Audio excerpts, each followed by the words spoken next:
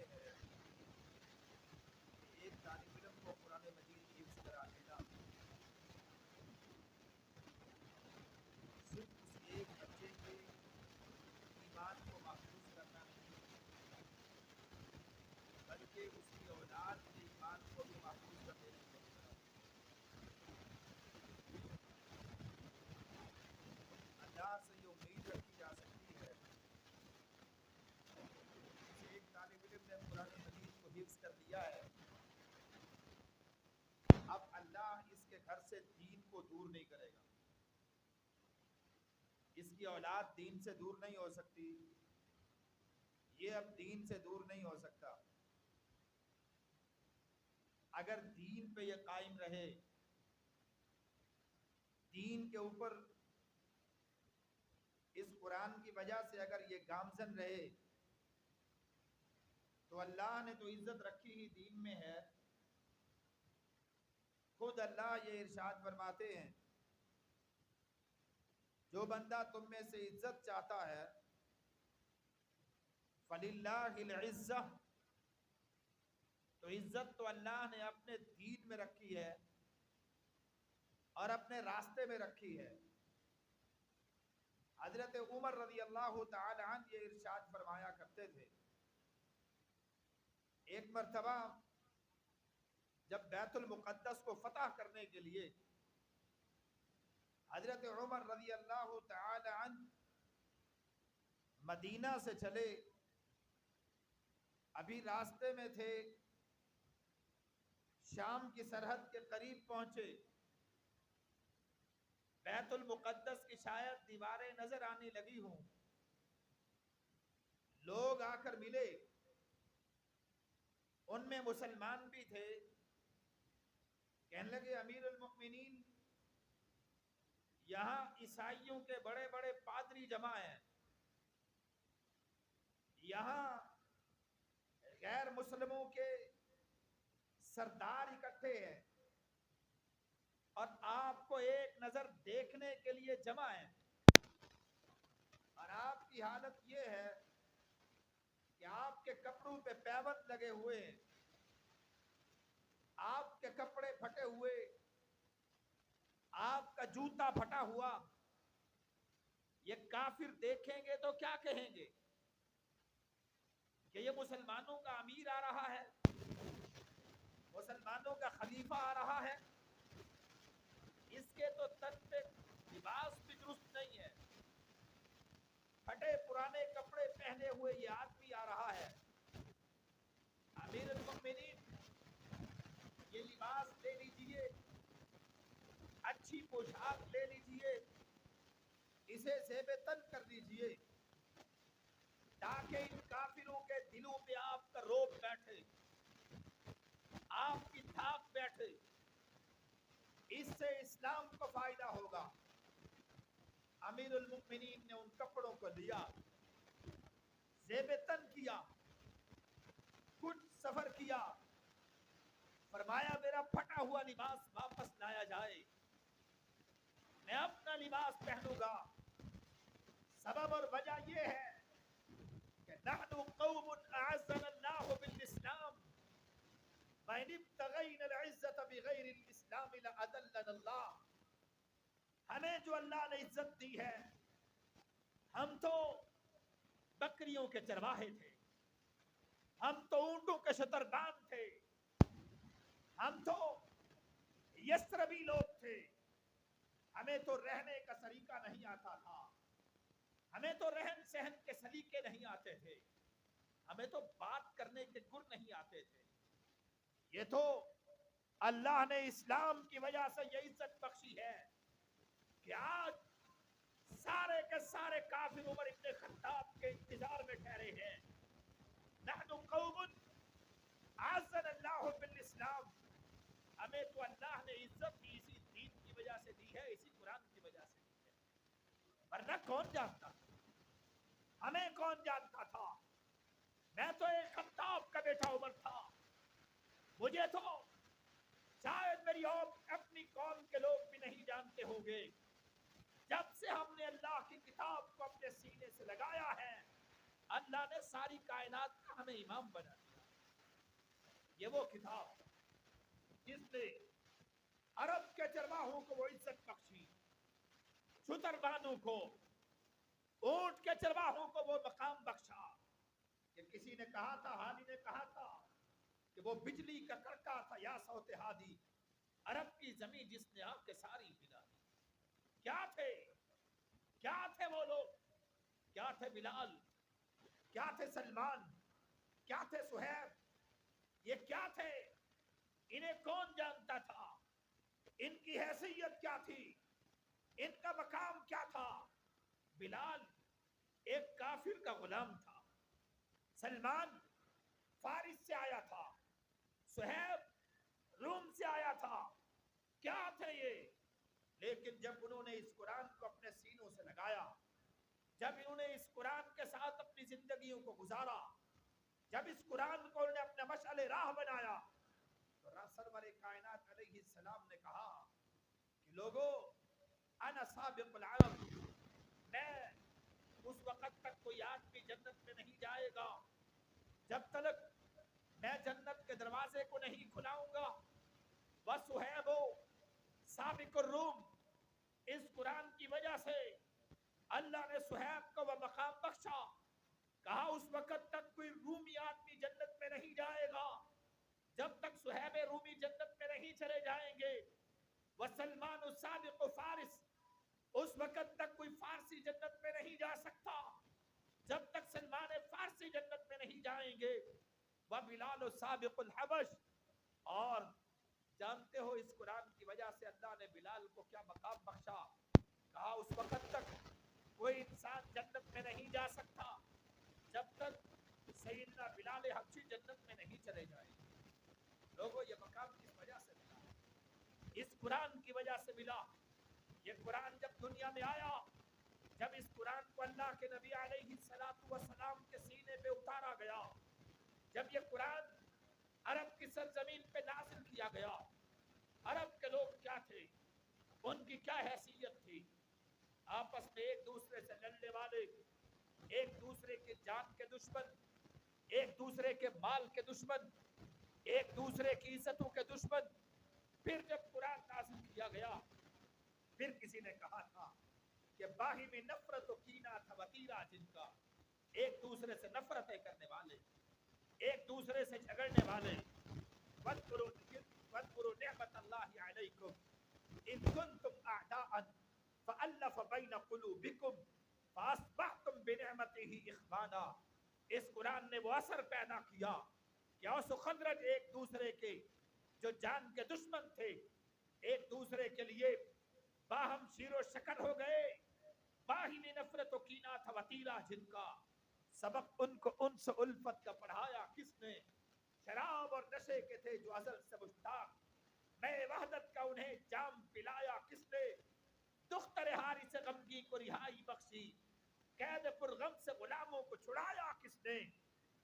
کس نے ذروں کو اٹھایا اور صحرا کر دیا؟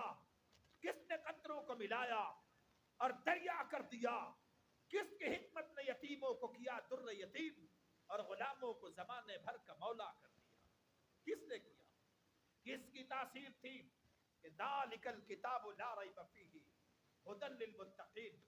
لوگوں یہ وہ کتاب ہے جو ساری کائنات کے لوگوں کے لیے ہدایت ہے۔ کہیں کہا ھدی للناس، کہیں کہا ھدی للمتقین۔ ایک ایک مقام کی اگر وضاحت کروں تو اتنا وقت نہیں۔ کہیں کہا لوگوں جو اس سے تعلق کو جوڑتا ہے، یعنی الیہ من اناب، جو اس سے تعلق کو جوڑتا ہے، یہ کتاب اس کا ہاتھ پکڑ کے اسے سیدھے راستے پہ گامزن کر دیتی ہے۔ کہیں کہا ھدی للمتقین، جو اس کی طرف آتا ہے یہ کتاب اسے گمراہ نہیں ہونے دیتی۔ اور زبان وحی سے رحمت کائنات نے یہ گارنٹی دی تھی، لوگو ترکت فیکم امرین لن تضلوا ما تمسکتم بہما۔ لوگو دو چیزیں تمہیں دے کے جا رہا ہوں، دو چیزیں تمہیں دے کے جا رہا ہوں، گمراہ تم نہیں ہو سکتے۔ لن تضلوا، تم کبھی گمراہ نہیں ہو پاؤ گے۔ مستقبل کے لفظ ہیں، تم گمراہ نہیں ہو سکو گے۔ اپنے بچوں بچوں کو جب قرآن پڑھاؤ یہ لفظ پہلے پڑھایا کرو، بیٹا میں تمہیں استاد کے پاس چھوڑ کے جا رہا ہوں، جانتے ہو یہ وہ استاد ہے جو تمہیں وہ کتاب پڑھائے گا، جب تو اس کتاب کو پڑھ لے گا، اللہ کے نبی نے کہا لن تضلوا، تو گمراہ پھر نہیں ہو سکتا، اکیلا نہیں، لن تضلوا، تو خود بھی ہدایت پہ چلا جائے گا، تیری نسلیں بھی ہدایت کے راستے پہ گامزن ہو جائے گی۔ ہدی للمتقین، یہ کتاب کیا ہے؟ یہ کتاب ساری کائنات کے لیے ہدایت ہے۔ چند سال قبل ایک آدمی کا انٹرویو چھپا ماہنامہ الشریعہ میں، بڑا ایمان افروز انٹرویو، توجہ کیجئے گا، عیسائی آدمی ہے، عیسائی آدمی کہتا ہے مجھے ایک مرتبہ میں نے اخبار میں پڑھا، توجہ کے ساتھ بات سننے کے قابل ہے، کہتے میں نے اخبار میں پڑھا قطر کی کسی کمپنی کو انجینئر ضرورت ہے، ایمان افروز واقعہ، کہتے میں نے اپلائی کیا، درخواست بھیجی، مجھے یہ ملازمت ضرورت ہے، مجھے وہاں پر بلا لیا گیا، ملازمت مل گئی، میں عیسائی تھا، میں اس پوری کمپنی کا ہیڈ بن گیا، سارے ماتحت میرے، ماتحت سارے مسلمان، میں عیسائی، مجھے روز کی بنیاد پر ان سے پھٹا رہتا، میں انہیں کہتا مسلمانوں نے کیا کیا ہے، مسلمانوں نے کیا کیا، آج تک مسلمان مسجد سے باہر نہیں نکل سکے، دیکھو ہم چاند پہ پہنچ گئے، ہم نے یہ کر دیا، ہم نے وہ کر دیا، ہم نے فلاں ایجاد کر لی، ہم نے فلاں ایجاد کر لی، ہم نے بجلی بنا دی، ہم نے گیس بنا دی، ہم سورج کے ساتھ ہمارے معلومات وہاں تک پہنچ سکی، ہم چاند پہ پہنچ گئے، تم نے کیا کیا ہے؟ تو میرے ماتحت تھے، چپ کر جاتے تھے، مرو وطن چپ کر جاتے تھے۔ ایک دن ان میں سے ایک میرا ماتحت کہنے لگا تمہیں پتا ہے تم جو چاند میں پہنچے ہو نا، چاند میں پہنچنے کا بنیادی تصور تو قرآن نے دیا ہے، تمہیں کیا پتا تھا چاند پہ بھی جایا جا سکتا ہے؟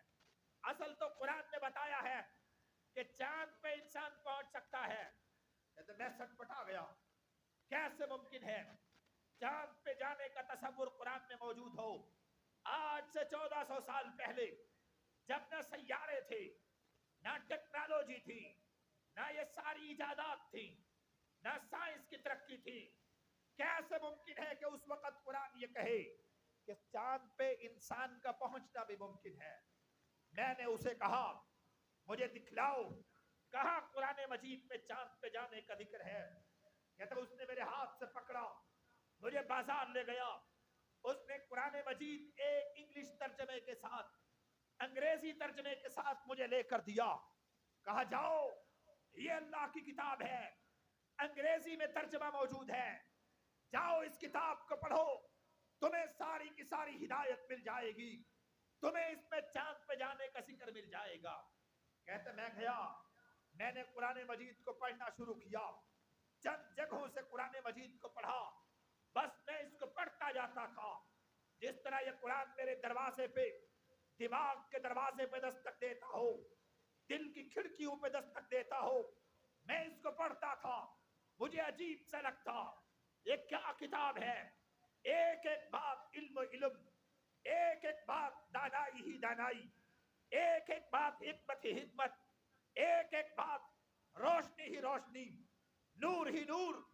میں نے تیسرے چوتھے دن 4-5 دن میں نے قرآن کو پڑھا، پھر اسی دوست کے پاس لے گیا، اپنے اسے ماتحت کے پاس لے گیا، بھائی اس میں چاند پہ جانے کا ذکر نہیں، تو نے کیسے دعویٰ کیا تھا کہ اس میں چاند پہ جانے کا ذکر ہے؟ کہنے لگا تو یہ بتا چاند پہ جانے کا ذکر تو تجھے نہیں ملا، جو تو نے پڑھا تجھے وہ کیسا لگا؟ چھوڑ چاند پہ جانے کی بات تو بعد میں کریں گے، تو نے اس کو پڑھا؟ کہا ہاں میں نے پڑھا۔ کہا چاند کا ذکر ملا؟ کہا نہیں ملا۔ کہا جو تو نے پڑھا وہ تجھے کیسے لگا؟ کہتے میں کافر تھا اس وقت تک، میں بتانا نہیں چاہتا تھا کہ اس نے میرے دروازے پہ، میرے دماغ کی دروازے پر، میرے دل کے کھڑکیوں پر کیسے ضربیں لگائی ہے، کیسی چوٹیں ماری ہے، کیا اثر پیدا کیا ہے۔ کیا تاثیر پیدا کی ہے، میں اسے بتانا نہیں چاہتا تھا. میں نے کہا کچھ بھی نہیں ہوا، تو مجھے بتا چاند پہ جانے کا ذکر کیا ہے. کہتا ہے اس نے قرآن مجید کی سورۃ الرحمن کو کھولا، کہنے لگا دیکھ اس آیت کو پڑھ. اللہ قرآن مجید میں ارشاد فرماتے ہیں اے لوگو یا معشر الجن والانس ان استطعتم ان تنفذوا من اقطار السماوات والارض فانفذوا لا تنفذون الا بسلطان. لوگو اے انسانوں کی جماعت، یہ قرآن کہہ رہا ہے، اے انسانوں کی جماعت، اے جنوں کی جماعت، جاؤ اگر تم یہ سمجھتے ہو زمین سے کہیں تم باہر نکل سکتے ہو، آسمان سے باہر نکل سکتے ہو، زمین کے کناروں سے کہیں اور طرف جا سکتے ہو، آسمان سے کہیں تیسری طرف جا سکتے ہو، فنفذو تو جاؤ. زمین کو چھوڑ کے کہیں جا سکتے ہو تو جاؤ، آسمان کو چھوڑ کے جا سکتے ہو تو جاؤ. فنفذو لا تنفذون الا بسلطان. زمین پہ سے کو چھوڑ کے جاؤ گے، آسمان کو چھوڑ کے جاؤ گے، جہاں بھی جاؤ گے فنفذوا لا تنفذون الا بسلطان، وہاں بھی سلطنت اور اختیار میرے اللہ کا پاؤ گے. کہا دیکھو زمین کو چھوڑ کر آسمان کو چھوڑ کر کہیں اور جاؤ، اور پھر کون سی جگہ ہے، اور جگہ پہ جانے کا تصور اس کا مطلب قرآن میں موجود ہے. آج تم چاند پہ پہنچے، کل کہیں اور پہنچ جاؤ گے، لیکن جہاں بھی جاؤ گے اختیار میرے اللہ کا پاؤ گے.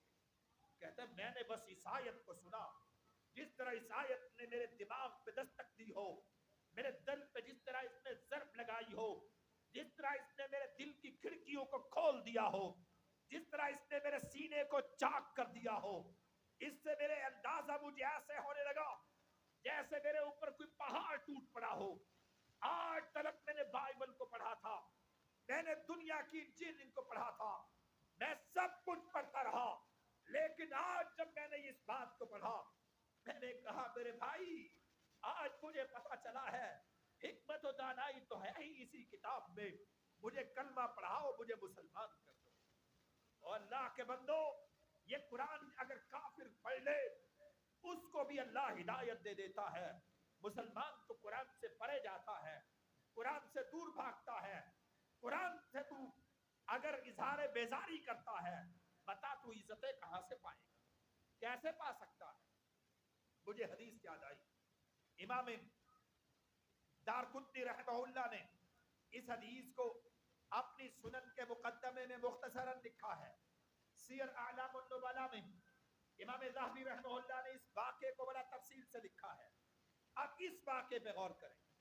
اب یہ واقعہ ایک تابعی ہے، کعب بن الاحبار ان کا نام ہے. اب غور کیجئے گا ذرا اس بات پہ، ان کا نام کیا ہے؟ کعب. الاحبار انہیں کہا جاتا تھا. کعب بن الاحبار نبی علیہ السلام کے دور میں بھی موجود تھے، کلمہ نہیں پڑھا. نبی علیہ السلام کے دور میں، توجہ میری طرف رہے، نبی علیہ السلام کے دور میں موجود تھے، کلمہ نہیں پڑھا. ابو بکر کا دور آ گیا، کلمہ نہیں پڑھا. عمر کا دور آ گیا، حضرت عمر کے دور میں یہ مسلمان ہوئے. حضرت عمر کے دور میں مسلمان ہوئے. عبداللہ ابن عباس ایک مرتبہ ان کے پاس جاتے ہیں. کہا کعب ایک بات تو بتاؤ. کہا پوچھو کیا پوچھتے ہو. کہا اگر تو اللہ کے نبی کے دور میں کلمہ پڑھ لیتا تو صحابی ہوتا، تو نے نبی علیہ السلام کے دور میں کلمہ نہیں پڑھا تو صحابی نہیں بن سکا. یہ وجہ کیا ہے؟ تو صحبت سے اتنے بڑے مقام سے محروم ہو گیا. وجہ کیا ہے؟ سبب کیا ہے؟ کلمہ کیوں نہیں پڑھا؟ مسلمان کیوں نہیں ہوا؟ نبی کی زبان سے قرآن سنتا رہا، مسلمان نہیں ہوا، کلمہ نہیں پڑھا. ابو بکر کے دور میں تجھے کلمہ نہیں پڑھا، آخر عمر کے دور میں تجھے ایسی کیا دلیل مل گئی کہ تو اپنا دین چھوڑ کے مسلمان ہو گیا؟ بتا تو صحیح، آخر وجہ کیا بنی، سبب کیا بنی، علت کیا ہے، ریزن کیا ہے، دلیل کیا ملی، دل کیسے کھلا، دماغ پہ چوٹ کیسے پڑی، واضح کیسے ہوا؟ مسلمان کیسے ہوا؟ کیا دلیل اتنا وزنی مل گئی جو رسول اللہ سے تجھے نہ مل سکی؟ کیا اتنی بڑی دلیل تھی جو ابو بکر تجھے نہ دے سکے؟ عمر کے دور میں تو مسلمان ہو گیا، سبب کیا؟ کعب کہتے ہیں بھائی وجہ یہ بنی کہ اللہ کے نبی علیہ الصلوۃ والسلام تشریف لائے. نبی علیہ الصلوۃ والسلام نے ارشاد فرمایا میری آمد کا ذکر جاؤ تورات میں دیکھو تمہیں ملے گا. میری آمد کے قصے، میری بشارت تورات میں ملے گی. کہتے میرے باپ نے ایک کتاب لکھی تھی، ان ابی کتب علی کتاب، ایک کتاب لکھی تھی. لوگ بھی اپنے آباء و اجداد کی کتابیں لے کے پھرتے ہیں کہ نہیں پھرتے؟ کتاب اپنے آباء و اجداد کی لے کے پھرتے ہیں کہ بس اس کتاب کو پڑھنا ہے، اور شرم نہیں آتی ایسی.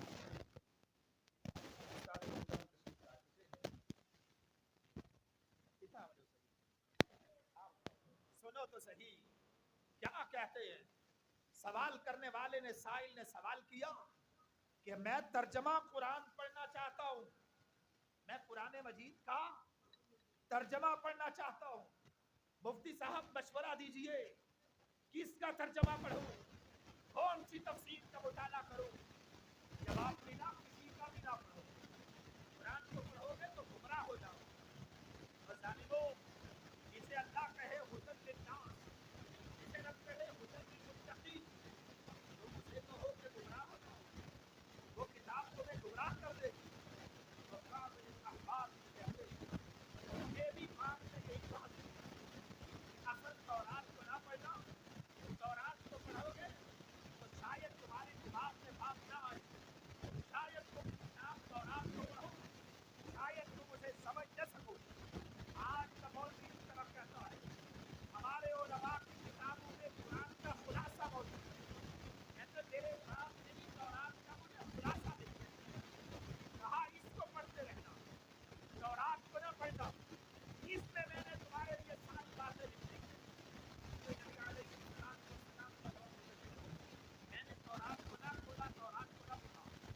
اللہ کے نبی علیہ السلام کے بعد صدیق اکبر تشریف لائے، میں نے ان کے دور میں بھی تورات کو نہ کھولا، تورات کو نہ پڑھا. عمر ابن خطاب کا دور آیا، ایک دن میرے ذہن میں خیال آیا باپ کتنے بڑے باپ کا بیٹا ہے، میرا باپ یہود کا اتنا بڑا عالم، تو یہود کا اتنا بڑا عالم. کتنے افسوس کی بات ہے، کتنی حیرت کی بات ہے، آج تک تو نے اللہ کی جانب کی ہوئی کتاب تورات کو تو نے ہاتھ نہیں لگایا، اپنے باپ کی کتاب سے چپتا ہوا ہے، اپنے باپ کی کتاب سے ہدایت تلاش کرتا ہے. اس تورات کو بھی کھولوں تو صحیح.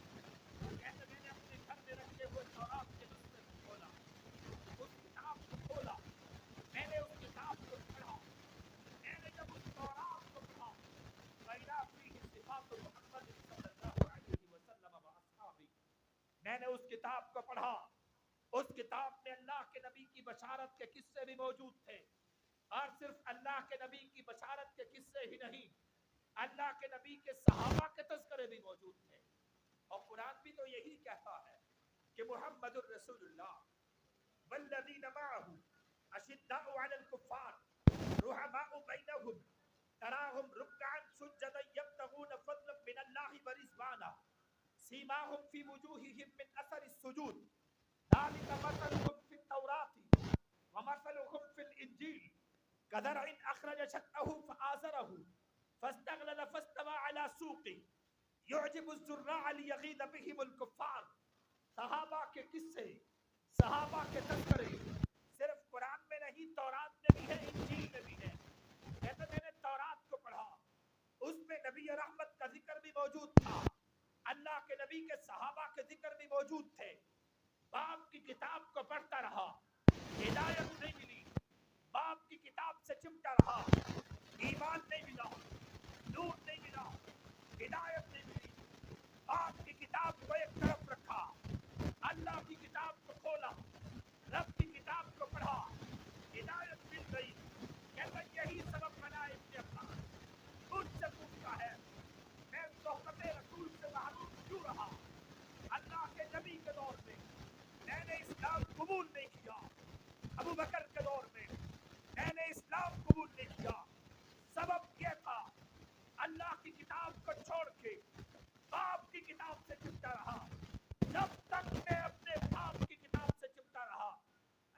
کتاب سے دور رہا, ہدایت نہیں ملی.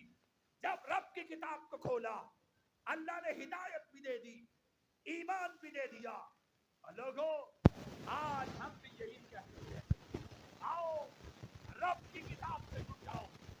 اب اللہ کی رسی, یہ اللہ کی مضبوط رسی ہے, یہ ایسی مضبوط رسی ہے, اس کا ایک سرا تمہارے ہاتھ میں, دوسرا سرا اس کا رحمان کے ہاتھ میں ہے. یہ تمہیں رب سے جوڑ دیتی ہے, یہ کتاب تمہیں رب سے جوڑ دیتی ہے. اس سے جڑ جاؤ, ہدایت ملے گی. ورنہ ساری کائنات کی کتابیں بھی کھول لو, ساری کائنات کی کتابوں کو رکھ لو, انہیں اپنے سینوں میں بسا لو, اللہ کی قسم نور نہیں مل سکتا. نور یہ ہے, ہدایت یہ ہے.